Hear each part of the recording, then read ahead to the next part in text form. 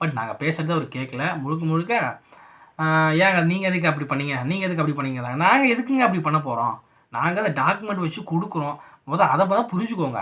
நாங்கள் பாதிக்கப்பட்டவங்க உடம்பு சரியில்லை, டைப்பாய்டு, 15 நாள் லீவு, நாளைக்கு ப்ராக்டிக்கல் அப்படின்னா அந்த பொண்ணோட மனநிலைமையும் யோசிக்கணும். ஒரு பெண்ணுக்கு இந்த சமூகத்தில் படிக்கிற அந்தஸ்து வழங்குறதுக்கு நீங்கள் எப்படி பார்க்குறீங்க?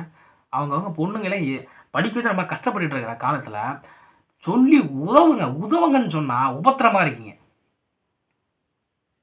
நான் என்ன சொல்கிறது, இப்போ இதெல்லாம் படித்தவங்க வேறு, ஏதோ ஒரு பிரச்சனையே கிடையாது. உண்மையாலுமே சொன்னால் இது ஒரு பிரச்சனையே கிடையாது. லீவ் 15 நாள் எடுத்துட்டாங்க.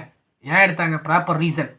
உடல்நிலை குறைவாயிடுச்சு, ஹாஸ்பிட்டல் இருந்திருக்காங்க, மருத்துவம் பண்ணியிருக்காங்க, இதனால் வர முடியலன்னா வர முடியல தான். அதுக்காகலாம் நம்ம உடம்பே சரியில்லைனாலும் ஐசியூவில் சேர்க்காம போயிட்டு நான் பள்ளியில் சேர்த்து விட்டு விடியில் சேர்த்து விட்டுருக்க முடியுமா? இதெல்லாம் என்ன அது?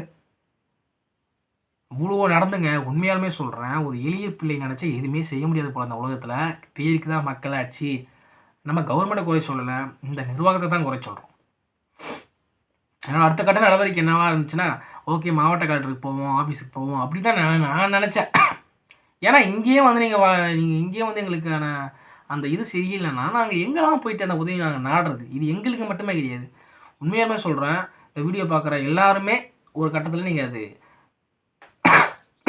ஒரு கட்டத்தில் நீங்கள் வந்து அதை அனுபவிச்சிருப்பீங்க. அப்படி இல்லைன்னா திரும்ப அனுபவிப்பீங்க. ஏன்னா அதுதான் இந்த சமூகம்.